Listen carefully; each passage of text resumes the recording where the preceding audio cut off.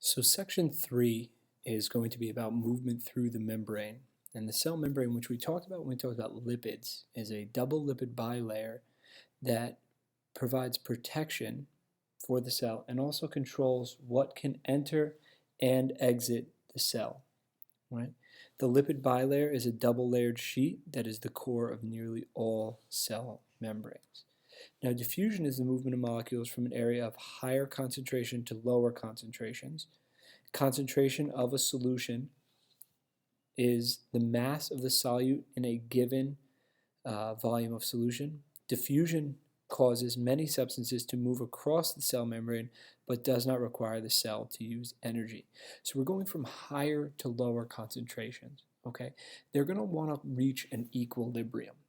So what's going to happen is the molecules are going to move from the area where they're more concentrated to less concentrated until they're equal.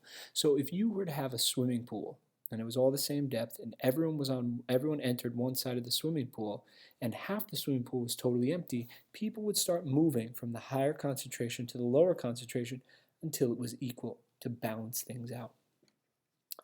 Selectively permeable means that some substances can pass across and others cannot.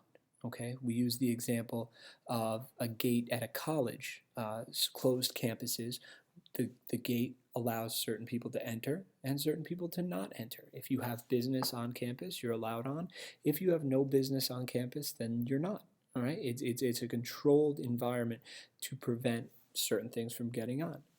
All right, now and the same thing happens within a cell.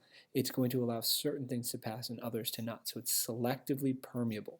Okay, it's been described as like a bouncer, all right, at a club. If you're either dressed right, you can go in. If you're not allowed in. Osmosis is the diffusion of water through a selectively permeable membrane. So it's just osmosis is diffusion of water. That's all it is. And it works because the membrane will allow molecules to pass through in an equal effort to have the concentration on both sides be equal. Okay, so all of this works, osmosis, diffusion. It wants the concentration to be equal on both sides. Now, facilitated diffusion is where molecules are helped across by protein channels. So a protein channel will help move something from an area of higher concentration to lower concentration. It might not be one of those small molecules that can just pass through the cell membrane.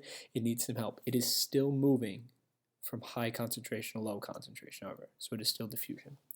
And active transport is the movement of molecules from an area of low concentration to high concentration, so it requires energy. You're forcing them against their gradient, and that's why you need some energy, so it's called active.